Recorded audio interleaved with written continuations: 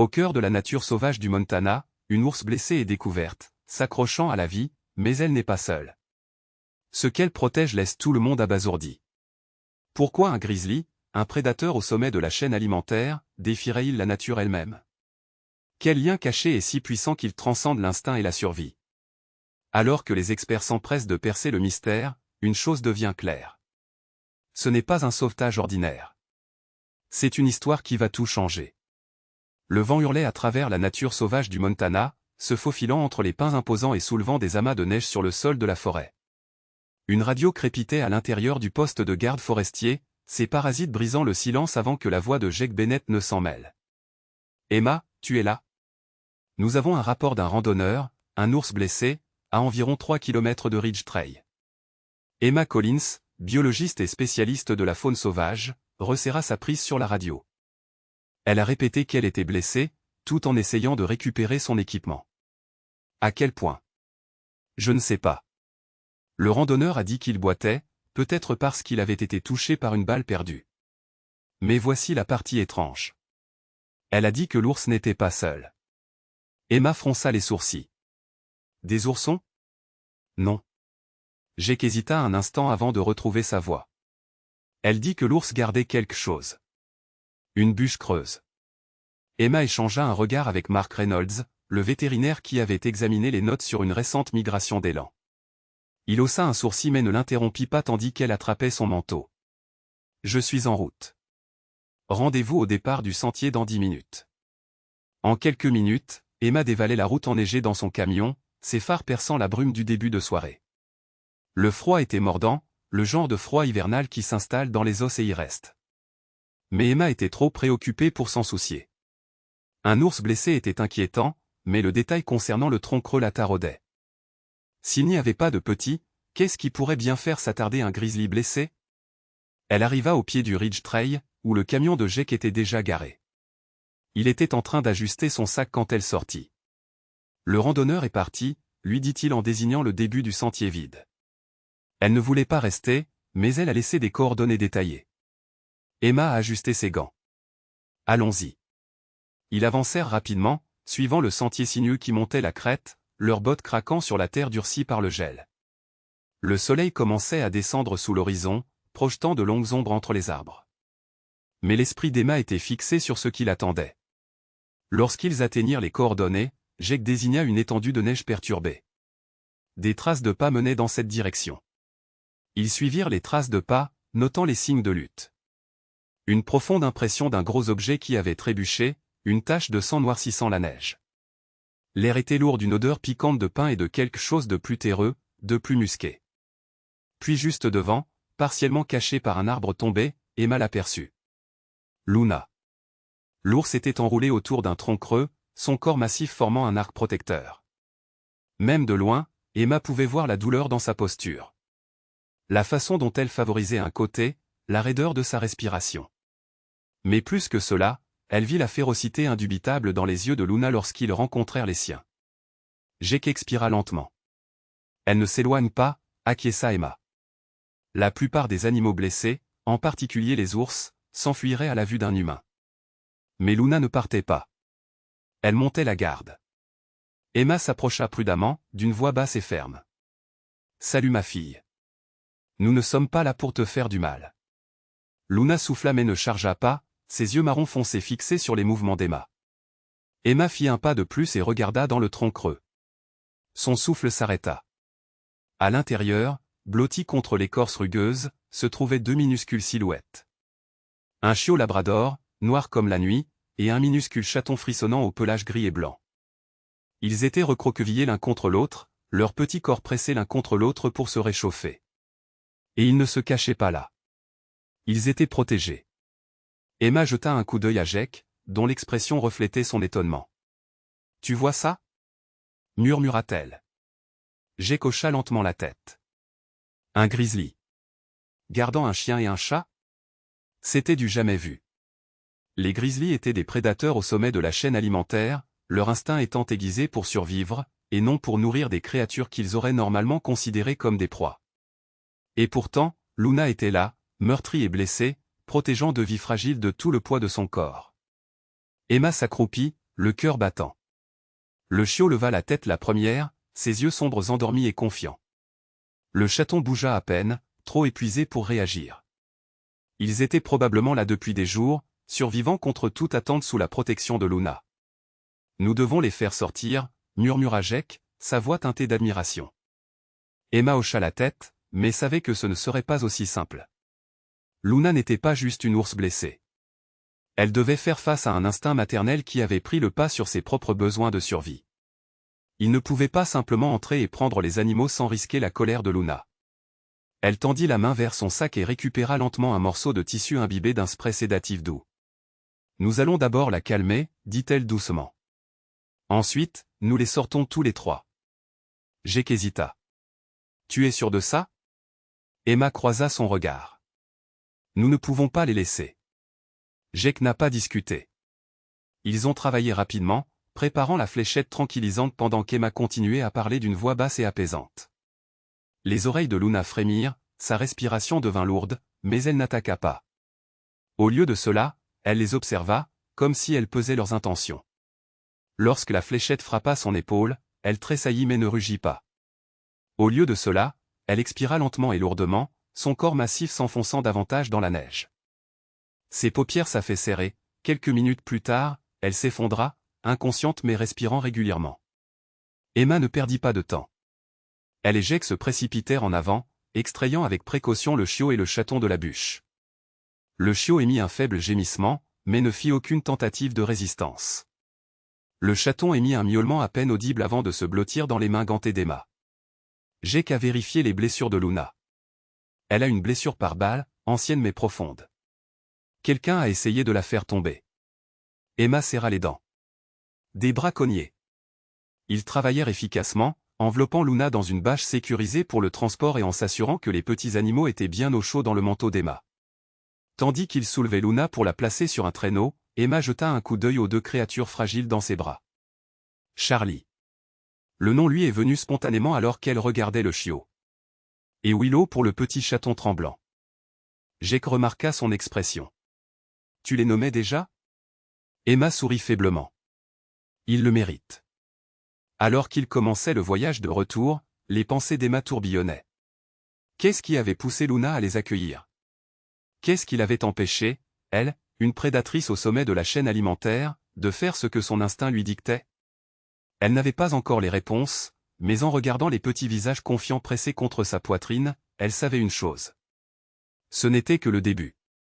Le véhicule de transport roula sur la route sinueuse, ses phares éclairant la forêt obscure tandis qu'Emma Collins gardait un œil vigilant sur le siège arrière. Luna était immobile, son corps puissant se soulevant et s'abaissant à chaque respiration lente, le sédatif la tenant toujours dans sa douce emprise. À côté d'elle, enveloppés dans une épaisse couverture de laine, se trouvaient Charlie et Willow, blottis l'un contre l'autre pour se réchauffer.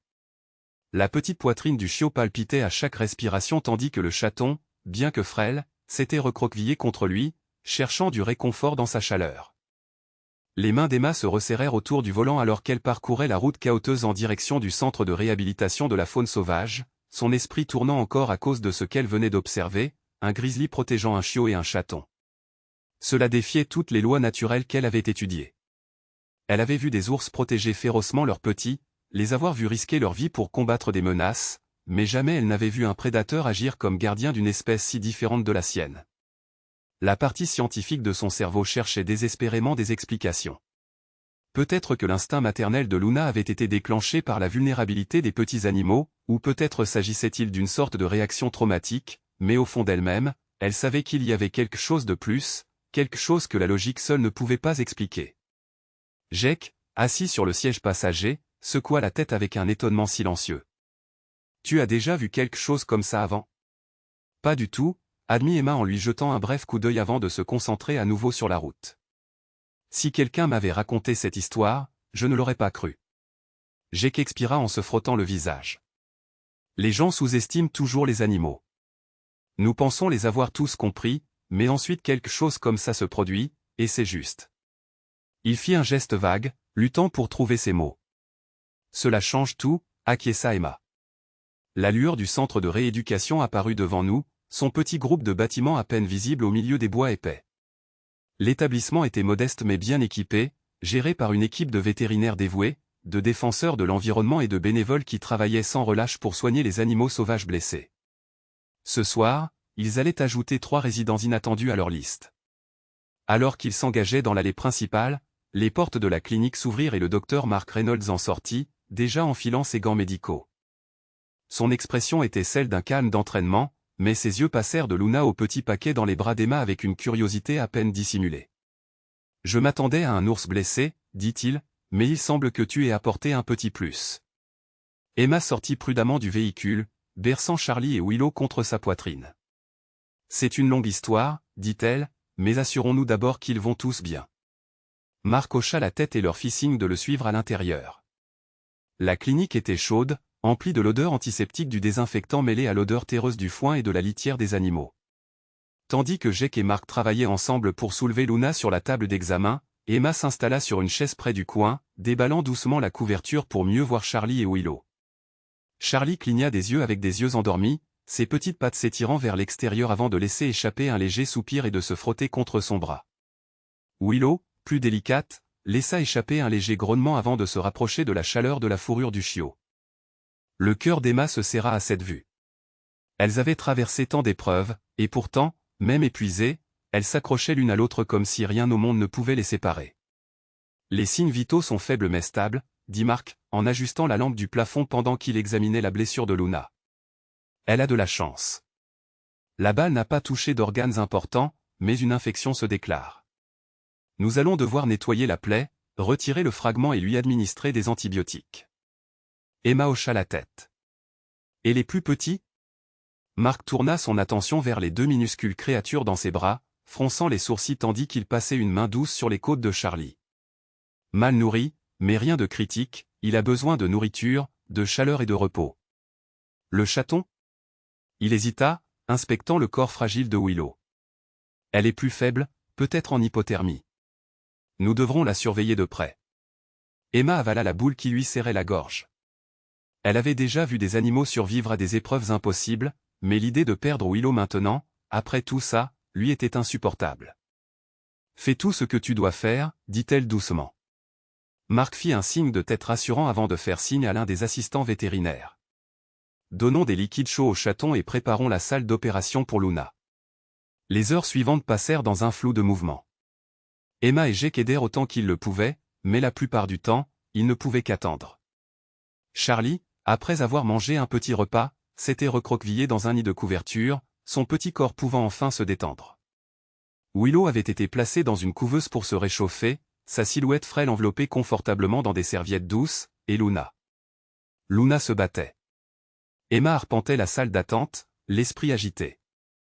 La clinique s'était tue, le bourdonnement des machines et le murmure occasionnel des voix étaient les seuls bruits qui rompaient le silence. Dehors, le vent s'était à nouveau levé, hurlant à travers les arbres. Elle pensait à Luna allongée là-bas dans le froid, meurtrie et en sang, mais refusant de laisser ses compagnons improbables derrière elle. Finalement, la porte de la salle d'opération s'ouvrit et Mark sortit, retirant ses gants. Son expression était fatiguée mais soulagée. « Elle a réussi », annonça-t-il. Emma expira, le poids de son inquiétude s'atténuant légèrement. « Et les autres ?» Le chiot réagit bien, dit Mark. Le chaton est encore sur le qui-vive, mais c'est une battante. Jake poussa un sifflement sourd. Bon sang, ce sont tous des survivants. Emma se dirigea vers la fenêtre d'observation, où Luna était allongée sous sédatif dans un grand enclos rembourré. Même endormie, elle semblait protectrice, ses énormes pattes positionnées comme pour protéger quelque chose. Emma tourna son regard vers les caisses plus petites à côté d'elle, où Charlie et Willow se reposaient. Malgré la séparation, il y avait un lien indéniable entre tous, un fil invisible qui les reliait d'une manière que personne ne pouvait vraiment expliquer. Mark croisa les bras, observant la scène à travers la vitre. « Nous avons vu beaucoup de choses étranges dans ce travail, dit-il, mais ça. C'est autre chose. » Emma hocha la tête. C'était plus qu'un instinct, plus qu'une question de survie. Jake s'appuya contre le mur, l'air contemplatif. C'est peut-être ce dont le monde a besoin en ce moment, un rappel que l'amour n'a pas toujours de sens. Emma regarda Luna, Charlie et Willow, le lien fragile et magnifique qu'ils avaient formé contre toute attente. Elle ne savait pas ce que l'avenir leur réservait, si Luna pourrait un jour retourner dans la nature, si Charlie et Willow trouveraient leur propre foyer. Mais à ce moment-là, elle savait une chose avec certitude, certaines connexions ne pouvaient pas être expliquées. Elles existaient, tout simplement. Le doux bourdonnement du système de chauffage de la clinique emplissait l'air tandis qu'Emma était assise à côté de la fenêtre d'observation. Elle regardait Luna s'agiter pour la première fois depuis l'opération. Le corps massif du grizzly tremblait légèrement alors que les effets du sédatif se dissipaient, sa respiration était irrégulière, ses mouvements lents. Malgré la douleur qu'elle devait ressentir, son premier réflexe fut de lever la tête et de scruter les alentours. Ses yeux sombres, toujours embrumés par la fatigue, cherchaient quelque chose. Non, quelqu'un. Emma sentit une boule se former dans sa gorge alors qu'elle suivait le regard de Luna vers la caisse où Charlie et Willow étaient recroquevillés l'un contre l'autre. Même dans son état de vulnérabilité, Luna les cherchait, les protégeait, comme elle l'avait fait dans la forêt. Emma pressa une main contre la vitre, comme si elle pouvait en quelque sorte rassurer l'ours à travers la barrière qui les séparait. Jake, qui se tenait au fond de la salle, émit un sifflement sourd.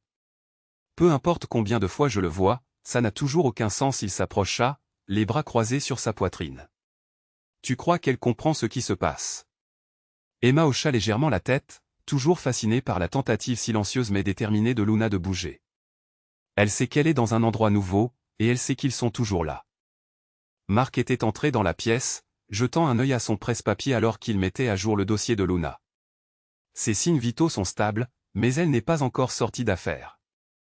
L'infection est plus profonde que je ne le pensais et le stress de l'opération commence à faire des ravages. Il soupira et posa le presse-papier sur le comptoir. Nous la garderons en observation pendant au moins une semaine, peut-être 2. Emma entendit à peine ces paroles. Son esprit était encore occupé à réfléchir à l'impossible spectacle qui se déroulait devant elle. Luna avait subi un traumatisme, bien plus que la simple blessure par balle, bien plus que le simple fait d'être coincée dans la nature.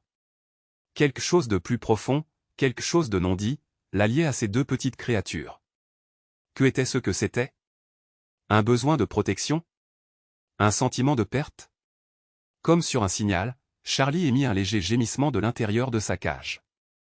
Emma se retourna pour voir le chiot labrador s'agiter, son petit corps s'étirant devant ses minuscules pattes pressées contre la porte de la cage. Ses yeux sombres clignèrent d'un air endormi tandis qu'il laissait échapper un autre cri doux, à la recherche de la chaleur à laquelle il s'était habitué. Willow, plus petite et toujours faible, bougeait à peine, son petit corps blotti étroitement contre la couverture. « Laisse-moi le prendre », dit Emma avant même de se rendre compte de ce qu'elle faisait. Elle s'avança vers la caisse, détacha le loquet avant de soulever Charlie dans ses bras. Son petit corps tremblait légèrement avant qu'il ne se blottisse contre sa poitrine, sa respiration se régularisant. C'était de l'instinct, pur et simple. Il avait passé des jours avec Luna, et maintenant, séparé d'elle, il cherchait quelque chose de familier. Jake haussa un sourcil en s'appuyant contre le comptoir. « Tu penses ce que je pense ?» Emma hésita. « Si je le mettais près d'elle », intervint Mark en se frottant le menton. « Cela pourrait être dangereux. Elle est encore faible, mais c'est un animal sauvage. On ne sait pas comment elle va réagir dans cet état. » Emma regarda Charlie, puis de nouveau Luna, qui les observait toujours derrière la vitre. La tension dans son corps, l'éclat de détresse dans ses yeux sombres. Tout cela lui était familier. Emma l'avait déjà vu, chez des animaux secourus qui avaient perdu quelque chose qui leur était cher. Le chagrin creux et douloureux de manquer quelque chose qu'ils ne pouvaient pas vraiment comprendre. Elle prit une profonde inspiration. « Je ferai attention. » Mark échangea un regard avec Jake avant d'acquiescer à contre-séhur. « D'accord, mais dès qu'il y a un signe de détresse, tu le fais sortir de là. » Emma n'avait pas besoin qu'on lui dise 2 fois. Tenant Charlie fermement dans ses bras, elle entra dans l'enclos contrôlé où Luna reposait. La tête de l'ours se leva légèrement, ses énormes pattes tressaillant lorsqu'elle sentit l'odeur du chiot. Emma garda ses mouvements lents et délibérés, s'agenouillant à quelques mètres avant de poser doucement Charlie sur le sol rembourré. Pendant un moment, il n'y eut que le silence. Puis la petite queue de Charlie remua avec hésitation avant qu'il ne s'avance en reniflant l'air. Il émit un petit gémissement interrogateur. Luna inspira profondément, la tension qui se déplaçait dans son corps. Son nez tressaillit, sa silhouette massive devenant inquiétante. Puis, avec une lenteur qui semblait presque délibérée, elle tendit la main, une énorme patte s'étendant juste assez loin pour effleurer le flanc de Charlie. Emma sentit son souffle se bloquer dans sa gorge. Charlie, encore trop jeune pour comprendre la peur, réagit comme il l'avait toujours fait. Il s'appuya contre la chaleur de la fourrure de Luna, se pressant contre l'espace à côté de son épaule massive.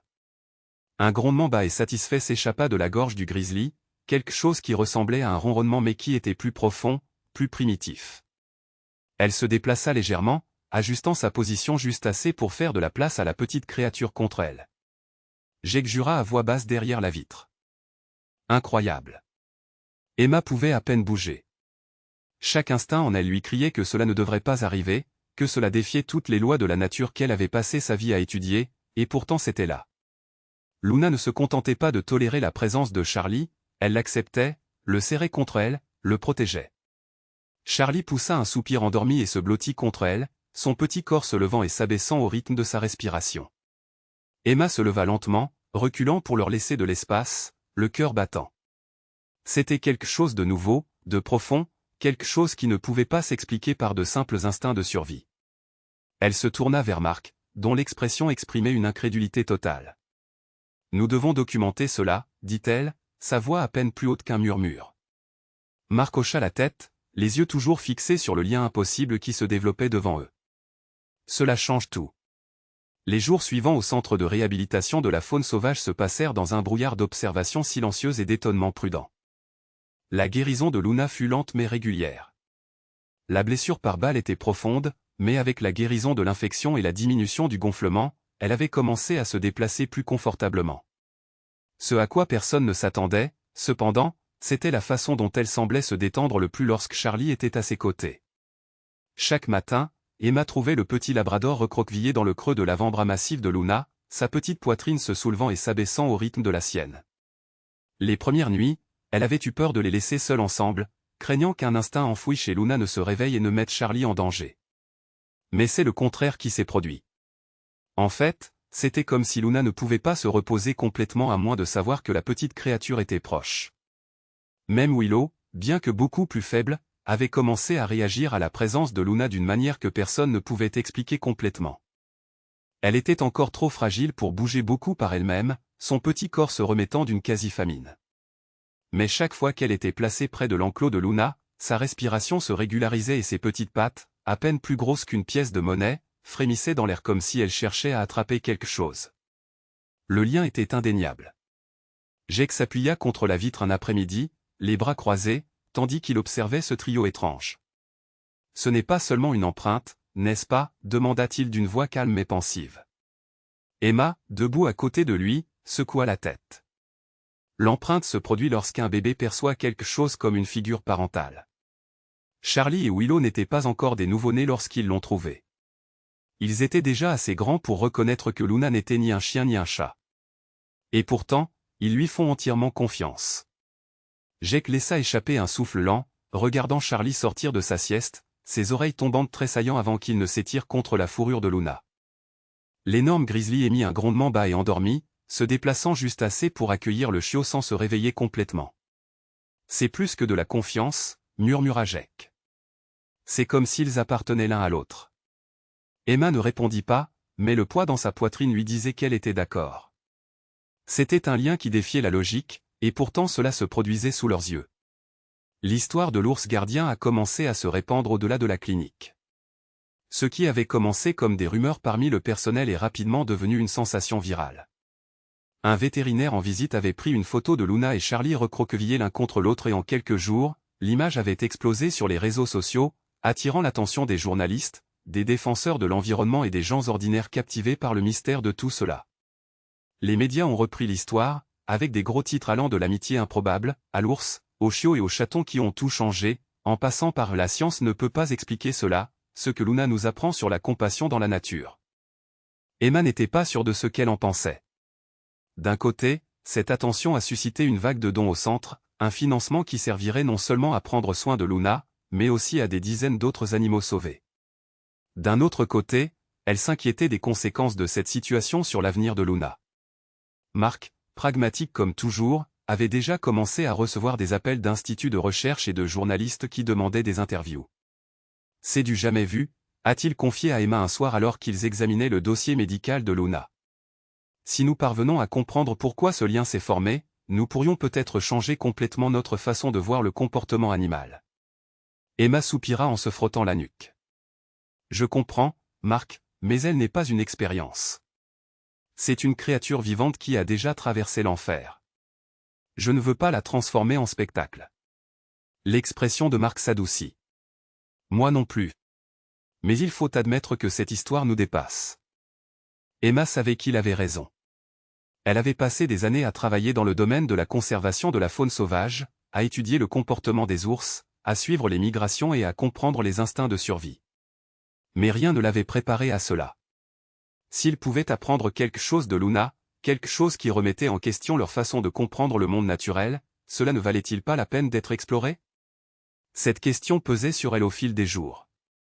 Pendant ce temps, le lien entre Luna et sa famille improbable ne faisait que se renforcer. Willow, toujours en convalescence, avait commencé à manger seul, son petit corps devenant plus fort sous une surveillance attentive. Un soir, après une autre longue journée, Emma s'assit près de l'enclos de Luna, observant le rythme silencieux de sa respiration. Charlie était recroquevillé à côté d'elle, ses petites pattes tremblant pendant qu'il rêvait, et Willow, toujours délicate mais déterminée, était blottie entre eux. L'air était chargé de quelque chose qu'Emma ne parvenait pas à décrire. La paix? L'amour? Un lien muet qui n'aurait pas dû exister mais qui existait? Elle laissa échapper un soupir qu'elle n'avait pas réalisé qu'elle retenait. Un coup sur la vitre d'observation la fit sursauter. Jake se tenait de l'autre côté, lui faisant signe de sortir dans le couloir. Elle se leva à contre-séhur, jetant un dernier regard aux animaux avant de se faufiler dehors pour le rejoindre. « Qu'est-ce qui se passe » demanda-t-elle en étirant ses membres raides. Jake passa une main dans ses cheveux, son expression indéchiffrable. « Je viens de raccrocher avec la commission de la faune sauvage de l'État, dit-il, la voix soigneusement mesurée. Ils envoient une équipe pour évaluer Luna. Emma sentit son estomac se nouer. Évaluer? Déterminer si elle peut être relâchée dans la nature. Ces mots lui firent l'effet d'un coup de poing dans le ventre. Elle savait que ce moment arriverait. Luna était une ours sauvage, après tout, et le but ultime de tout sauvetage d'animaux sauvages était de réhabiliter les animaux et de les ramener dans leur habitat naturel. Mais l'idée de la séparer de Charlie et Willow lui semblait mauvaise. Elle n'est pas prête, dit rapidement Emma en secouant la tête. Elle est encore en train de guérir. Peut-être, admit Jake, mais ils voudront bientôt prendre une décision. Si elle peut survivre seule, ils vont faire pression pour qu'elle soit libérée. Emma serra les poings. Et qu'arrivera-t-il à Charlie et Willow? Jake hésita. Ce sont des animaux domestiques, Emma. Ils ne peuvent pas l'accompagner. Cette pensée lui serra douloureusement la poitrine. Comment pouvait-elle expliquer à la commission ce qu'elle avait vu?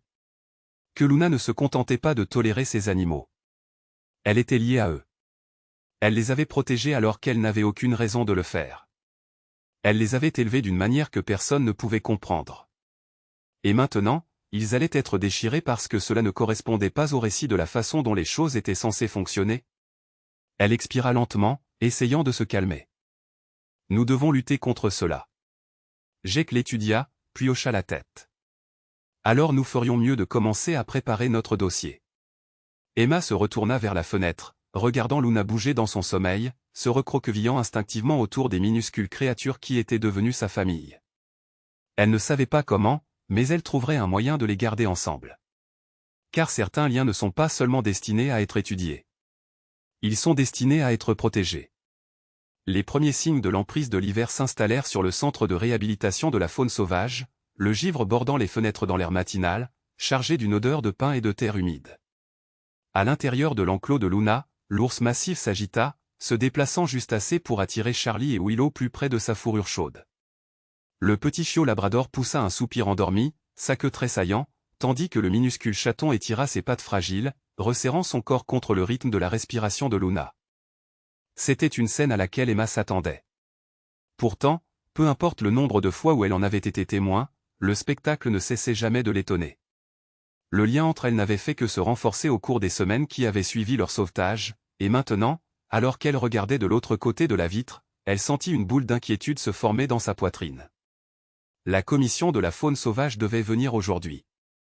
Elle avait à peine dormi la nuit précédente, retournant dans sa tête tous les arguments possibles, anticipant l'inévitable bataille qu'elle allait devoir mener. Relâcher Luna dans la nature était le protocole standard pour les ours qui se remettaient de leurs blessures. Emma avait contribué à faciliter d'innombrables réintroductions au fil des ans. Mais Luna n'était pas un ours comme les autres. Elle avait formé ici une famille, quelque chose qui défiait toutes les règles de la nature. Les séparer maintenant n'était pas seulement une question de survie, c'était une question de justice. Mais est-ce que quelqu'un d'autre verrait les choses de cette façon? La logique et la politique l'emporteraient-elles sur le lien inexplicable qui se trouvait devant elle? Le bruit de pas la tira de ses pensées.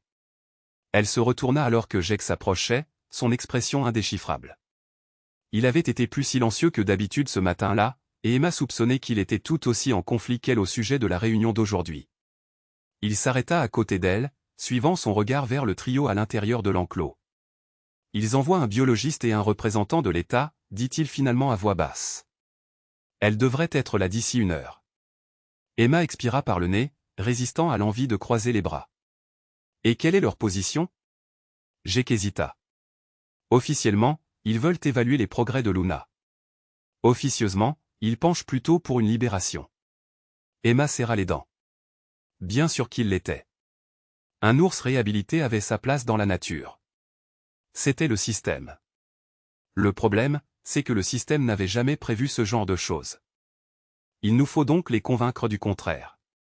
Jake lui jeta un coup d'œil, les sourcils légèrement froncés. Tu crois vraiment que nous pouvons les faire changer d'avis? Emma se retourna vers la vitre, regardant Luna remuer à nouveau, déplaçant son énorme patte juste assez pour serrer Charlie plus près. Willow, bien qu'elle soit toujours la plus petite, devenait de plus en plus forte de jour en jour, et la façon dont elle se pressait contre l'épaisse fourrure de Luna indiquait à Emma que le petit chaton voyait l'ours comme son protecteur tout autant que Charlie. Ce n'était pas un instinct ou une coïncidence. C'était quelque chose de plus profond, quelque chose qu'aucune théorie scientifique ne pouvait expliquer de manière adéquate. Nous devons essayer, a-t-elle dit avec fermeté. 1 heure plus tard, les responsables de la commission sont arrivés. Le docteur Myriam Carter, une biologiste de la faune avec laquelle Emma avait travaillé par le passé, est sortie la première du véhicule, ajustant ses lunettes tout en observant l'installation avec un regard perçant et attentif. À côté d'elle, Andrew Powell, un représentant politique du département de la faune de l'État, ajustait les revers de son épais manteau avant de serrer la main de Mark, qui était sorti pour les accueillir. Emma a ravalé sa frustration en les regardant échanger des plaisanteries. C'étaient ces personnes qui tenaient le sort de Luna entre leurs mains. À l'intérieur, elles se dirigèrent vers la salle d'observation, se tenant derrière la vitre pendant qu'elles évaluaient l'état de l'ours. Emma regarda Myriam sortir un bloc-notes, prenant des notes tout en étudiant la respiration lente et détendue de Luna. Elle a l'air en forme, a-t-elle admis après un moment. Plus forte, aucun signe de détresse. Elle mange régulièrement, a ajouté Mark, reprenant du poids. La blessure guérit bien. Myriam hocha la tête en signe d'approbation, mais ce fut Powell qui prit la parole. C'est une excellente nouvelle, dit-il, elle devrait donc être prête à être réintégrée bientôt. Emma sentit son pouce accélérer, mais elle garda la voix calme. Cela dépend de la façon dont on définit le fait d'être prête. Myriam la regarda avec curiosité. Tu penses qu'elle ne l'est pas? Emma changea de position. Je pense que cette situation est plus compliquée qu'un cas de réhabilitation standard, fit-elle en faisant un geste vers l'enclos. Luna ne se contente pas de se remettre, elle s'est liée à ces deux-là. Powell haussa un sourcil. Le chien et le chat? Oui, dit Emma avec fermeté. Elle les protège. Ce n'est pas un comportement normal pour un grizzly. Nous avons des raisons de croire que les séparer pourrait provoquer une détresse psychologique, pas seulement pour Charlie et Willow, mais pour Luna elle-même. Myriam avait l'air pensive mais sceptique. Emma, nous avons tous vu des animaux former des liens inhabituels en captivité, mais cela ne veut pas dire qu'ils ne peuvent pas retourner dans la nature. Luna est toujours un ours. Elle a des instincts. Emma secoua la tête. Elle avait toutes les chances de les abandonner dans la nature. Elle ne l'a pas fait. Même quand elle était blessée, elle est restée avec eux. Ce n'est pas seulement de l'instinct, c'est un choix. Powell fronça les sourcils. Indépendamment de l'aspect émotionnel, Luna est un animal sauvage. Elle appartient à son habitat naturel. Et que se passera-t-il si elle essaie de revenir les chercher? Rétorqua Emma. Que se passerait-il si elle commençait à s'approcher des habitations humaines parce qu'elle recherchait la famille qu'elle avait perdue? Cela les a fait réfléchir. Même Jake, qui se tenait légèrement derrière elle, s'est redressé devant cette implication tacite. Un ours recherchant des habitations humaines pour avoir de la compagnie ne serait pas seulement inhabituel, ce serait dangereux. Myriam échangea un regard avec Powell avant de soupirer. « Qu'est-ce que tu proposes exactement ?» Emma sentit son cœur battre plus vite. C'était le moment. Nous avons la terre, les ressources, nous pourrions établir un sanctuaire ici. Un environnement contrôlé où Luna pourrait vivre en sécurité tout en ayant accès aux animaux avec lesquels elle s'est liée. Nous hébergeons déjà d'autres animaux sauvages sauvés. Pourquoi pas elle? Powell laissa échapper un petit rire incrédule. Tu suggères de garder un grizzly adulte en captivité permanente juste pour qu'il puisse vivre avec un chien et un chat? Je propose que nous réfléchissions à ce qui est le mieux pour elle, rétorqua Emma, et à ce qui est le mieux pour eux. Le silence s'installa entre elles. Myriam se mordillait l'intérieur de la joue, son bloc-notes oublié dans ses mains. Un sanctuaire, murmura-t-elle, plus pour elle-même que pour quiconque. Powell, cependant, n'avait toujours pas l'air impressionné. C'est un cauchemar logistique. Il faudrait un financement, une planification à long terme, l'approbation de plusieurs départements d'État. Nous avons déjà des fonds, intervint Jake de manière inattendue. Emma se tourna vers lui avec surprise, mais il garda les yeux fixés sur Powell. Depuis que l'histoire de Luna est devenue virale, les dons ont afflué, suffisamment pour lancer quelque chose de concret. L'expression de Powell s'est durcie, visiblement pris au dépourvu. Il a regardé Myriam, qui restait plongée dans ses pensées. Finalement, elle expira et hocha lentement la tête. Il nous faudrait plus de données, plus d'observations, mais... Je ne suis pas opposé à l'idée. Emma parvint à peine à contenir son soulagement. Powell soupira. Très bien. Nous allons attendre avant de libérer Luna. Pour l'instant. Mais ce n'est pas permanent. Il faudra prouver que cette idée de sanctuaire est viable. Emma croisa son regard et hocha la tête. Nous le ferons. Alors que les officiels partaient, elle se retourna vers la vitre, regardant Charlie laisser échapper un petit bâillement et se blottit plus près de Luna. Ils avaient remporté la première bataille, mais le véritable combat ne faisait que commencer. Les jours qui suivirent furent remplis d'un mélange épuisant de tension et de détermination. Le répit temporaire accordé par la commission de la faune sauvage leur avait permis de gagner du temps, mais le temps n'était pas infini. Emma savait qu'à moins de transformer l'idée d'un sanctuaire en quelque chose de tangible, d'indéniable, le sort de Luna serait toujours incertain. Et s'il perdait ce combat, si Luna était forcée de retourner seule dans la nature, séparée de Charlie et Willow, Emma était sûre qu'ils en souffriraient tous.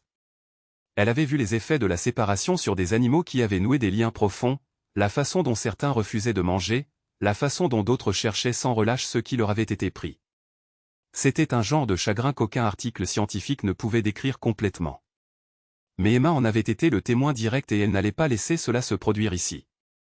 Elle passait chaque moment libre à rassembler des données, à visionner des images, à documenter chaque comportement qui prouvait que Luna ne se contentait pas de tolérer Charlie et Willow, mais les avait pleinement adoptés comme faisant partie de son monde. Les preuves étaient convaincantes, la façon dont elle se blottissait instinctivement autour d'eux quand ils dormaient, la façon dont elle poussait la nourriture vers Charlie quand il hésitait à manger, la façon dont ses yeux suivaient Willow chaque fois que le chaton fragile s'éloignait trop du nid de couverture qu'ils avaient installé pour elle. Mais Emma savait que les données à elles seules ne suffiraient pas. Ils avaient besoin de soutien. Ils avaient besoin de gens prêts à se battre pour cela aussi farouchement qu'elle et Jake étaient prêts à le faire. La première étape consistait à impliquer le public. Jake avait déjà fait allusion à l'attention virale que l'histoire de Luna avait reçue, mais Emma était trop préoccupée par la crise immédiate pour penser à ce que cela pouvait signifier. Elle comprenait alors que cela pouvait tout signifier. Si les gens voyaient ce qu'elle avait vu, s'ils comprenaient vraiment ce qui était en jeu, peut-être, juste peut-être, cela suffirait à faire pencher la balance en leur faveur. Elle a passé des heures à éplucher les images dont il disposait, sélectionnant soigneusement les moments les plus parlants.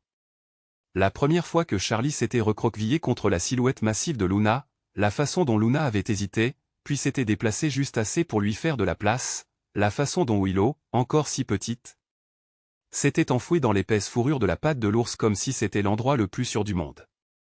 Ce n'étaient pas seulement des extraits de comportements inhabituels. C'étaient des preuves. La preuve que ce lien n'était pas un hasard. La preuve que ce pourquoi ils se battaient était réel. Tard dans la soirée, Elle a mis en ligne la vidéo sur la page officielle du centre avec une légende qui disait « Certains liens défient toute explication. Un ours, un chiot et un chaton. 3 âmes perdues qui se sont retrouvées. Maintenant, ils ont besoin de notre aide pour rester ensemble.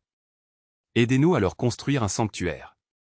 Aidez-nous à protéger ce que la nature a créé. » Elle a appuyé sur publier et a attendu. La réaction a été immédiate. En quelques heures, la vidéo a été partagée des milliers de fois. Les internautes ont afflué dans les commentaires, certains incrédules, d'autres impressionnés. Les médias ont tendu la main à la vidéo, avides d'interviews, et elle s'est rapidement retrouvée partout. Les gros titres ont fait leur apparition sur les principaux réseaux. Le cœur tendre d'un grizzly, le lien incroyable qui captive le monde. La science ne peut pas l'expliquer, mais cet ours élève un chiot et un chaton. Les dons ont explosé. Les messages ont afflué de personnes proposant leur soutien, offrant des ressources bénévoles, et même promettant des terres si cela signifiait que le sanctuaire pouvait devenir une réalité. Emma a à peine eu le temps de comprendre tout cela que Mark l'a appelé dans son bureau. Il a fait un geste vers l'écran de son ordinateur, où la vidéo passait en boucle. « Emma » a-t-il dit, en secouant la tête avec incrédulité. « Tu as une idée de ce que tu viens de faire » Emma hésita. « Tu as commencé un mouvement, dit-il. Elle déglutit difficilement. Cela fonctionnait. Au cours de la semaine suivante, le centre est devenu le centre d'attention du monde entier. Des journalistes sont arrivés avec des appareils photos, impatients d'apercevoir Luna et sa famille inhabituelle. Les experts ont débattu des fondements scientifiques de ce phénomène, certains le qualifiant d'anomalie, d'autres de phénomène qui remettaient en question tout ce qu'ils pensaient savoir sur les relations entre espèces. Mais pour Emma, aucun de ces débats n'avait d'importance. Ce qui comptait, c'était que les gens s'en soucient. Ce qui comptait, c'est qu'ils aient vu ce qu'elle avait vu. La commission de la faune sauvage a été obligée d'en prendre note. La suspension temporaire de la libération de Luna a été prolongée et des réunions ont été programmées pour discuter sérieusement de la faisabilité du sanctuaire. C'était une victoire, mais Emma savait qu'il ne fallait pas se réjouir trop tôt. Elle avait déjà gagné des batailles avant de perdre la guerre. Un soir, alors qu'elle se tenait devant l'enclos de Luna, regardant l'ours respirer régulièrement, Charlie tressaillir dans son sommeil et le petit corps de Willow se soulever et s'abaisser contre l'épaisse fourrure de la poitrine de Luna, elle sentit Jake s'approcher d'elle. « Nous avons une dynamique, dit-il. Il faut juste que ça dure. » Emma hocha la tête. « Je ne les laisserai pas la prendre. » Jake lui jeta un coup d'œil et s'il décide de ne pas aller au sanctuaire, souffla Emma, alors nous trouverons un autre moyen. Elle n'a pas donné plus de détails, mais elle pensait chaque mot. Si la commission se prononçait contre eux, s'ils essayaient de forcer Luna à retourner dans la nature, Emma savait qu'elle ne laisserait pas faire. Elle ne savait pas encore ce qu'elle ferait, seulement qu'elle ferait quelque chose. Pour l'instant, elle se concentrait sur ce qu'elle pouvait contrôler. Davantage de vidéos, davantage de documentation, davantage de moyens de montrer au monde que ce qui se passait dans le petit centre de réhabilitation était bien plus qu'une simple bizarrerie. C'était la preuve que la nature était plus complexe, plus compatissante que ce qu'ils avaient jamais imaginé. La réunion finale de la commission était prévue dans une semaine. C'était tout le temps dont elle disposait pour prouver que la place de Luna n'était pas dans la nature, seule. Elle était ici, avec eux, avec Charlie et Willow. Emma n'avait aucune intention de perdre.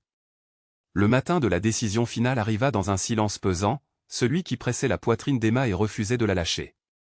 L'air à l'extérieur du centre de réadaptation était vif.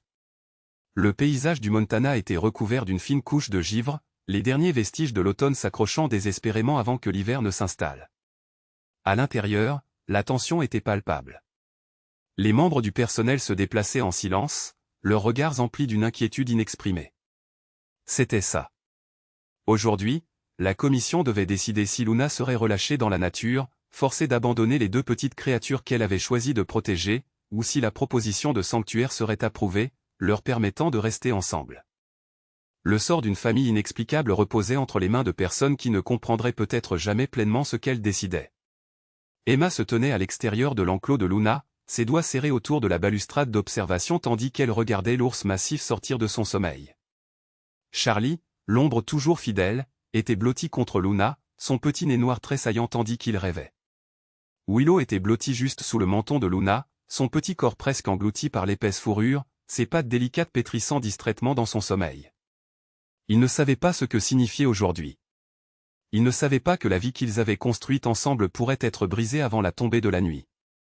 Emma déglutit malgré la tension dans sa gorge. Elle devait gagner. La réunion se déroulait dans la salle de conférence du centre, un espace qui semblait bien trop petit pour l'enjeu. Le docteur Myriam Carter était assise à la tête de la table, son attitude habituelle et posée étant indéchiffrable, tandis qu'Andrew Powell feuilletait un épais dossier de rapport, le visage tiré par quelque chose entre le scepticisme et l'épuisement. Mark était assis à la gauche d'Emma, les mains jointes devant lui, tandis que Jake se penchait en arrière sur sa chaise, son expression fermée mais sa présence stable, ancrée. D'autres membres du conseil d'administration et des fonctionnaires occupèrent les sièges restants, certains chuchotant entre eux, d'autres attendant simplement. Myriam s'éclaircit la gorge. Commençons. Powell ajusta ses lunettes et jeta un coup d'œil à Emma. Vous avez bien défendu le maintien de Luna ici, dit-il, d'un ton soigneusement neutre.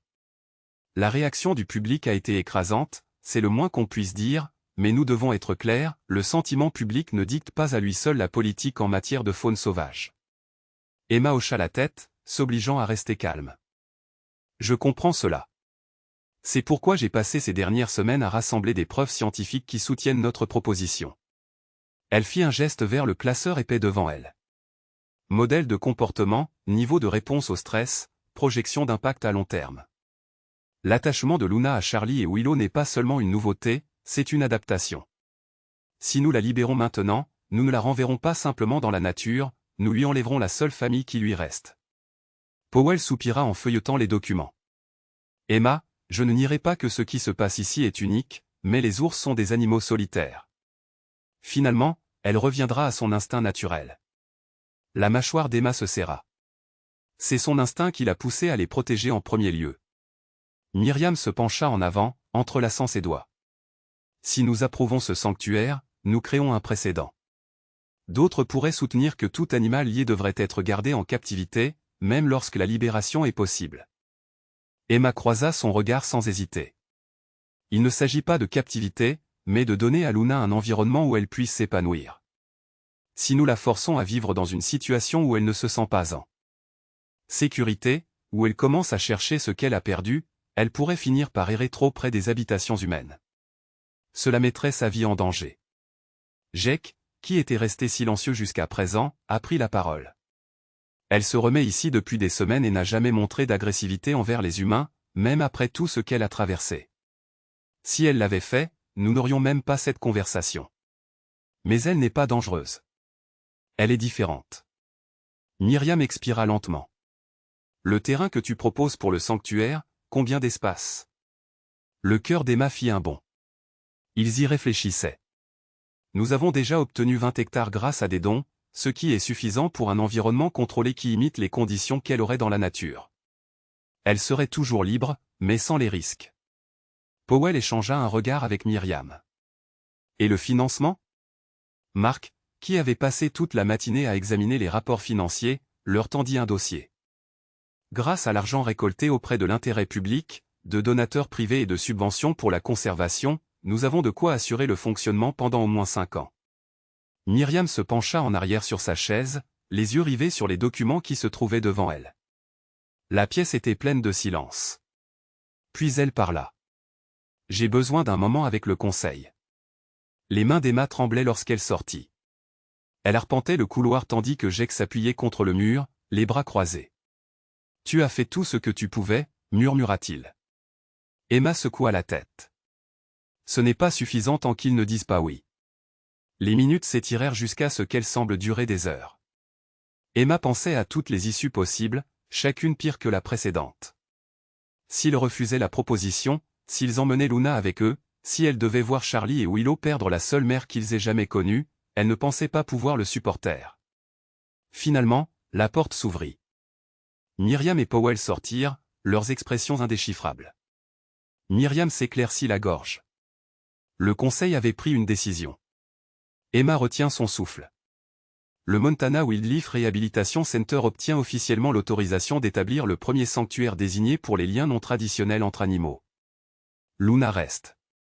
Le soulagement frappa Emma si fort qu'elle faillit chanceler. Elle reste, acquiesça Myriam, ses lèvres se courbant légèrement.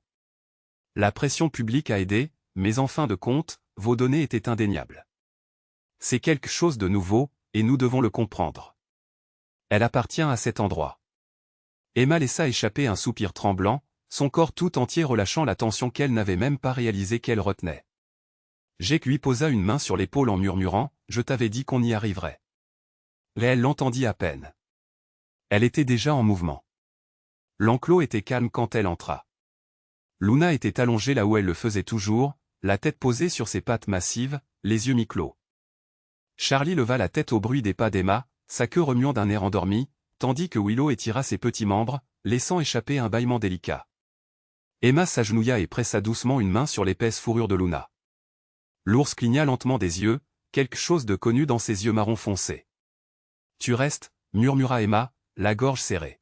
« Vous tous, ensemble. » Luna expira, son corps massif se déplaçant tandis qu'elle s'étirait légèrement, sa patte frôlant Charlie dans un geste instinctif de protection. Emma resta assise avec eux pendant un long moment, laissant leur réalité s'installer. Ils l'avaient fait. Ils avaient changé les règles. Et ce faisant, ils avaient prouvé quelque chose qu'aucune science ne pouvait expliquer complètement. Certains liens, aussi improbables soient-ils, étaient tout simplement destinés à exister. Certaines histoires nous rappellent que le monde regorge de mystères qui dépassent notre compréhension. Et celle-ci en fait partie. Le lien de Luna avec Charlie et Willow défie tout ce que nous pensions savoir sur la nature, prouvant que l'amour et la protection peuvent transcender les espèces, les instincts et les attentes. Cela nous met au défi de repenser la façon dont nous voyons les animaux, non seulement comme des créatures motivées par la survie, mais comme des êtres capables de compassion, de connexion et même de famille. Ce récit est plus qu'un simple sauvetage remarquable. C'est un témoignage des liens indestructibles qui peuvent se former dans les endroits les plus inattendus. Cela nous rappelle que la gentillesse existe sous toutes les formes, même dans la nature, et que parfois les protecteurs les plus forts viennent des gardiens les plus improbables. Merci de nous rejoindre dans ce voyage incroyable. Si cette histoire vous a touché, n'oubliez pas d'aimer, de partager et de vous abonner à notre chaîne pour découvrir d'autres histoires inspirantes sur la résilience, l'espoir et les liens extraordinaires qui façonnent notre monde. Activez les notifications pour ne jamais manquer une histoire qui nous rappelle la beauté cachée dans l'inattendu. À bientôt pour la prochaine.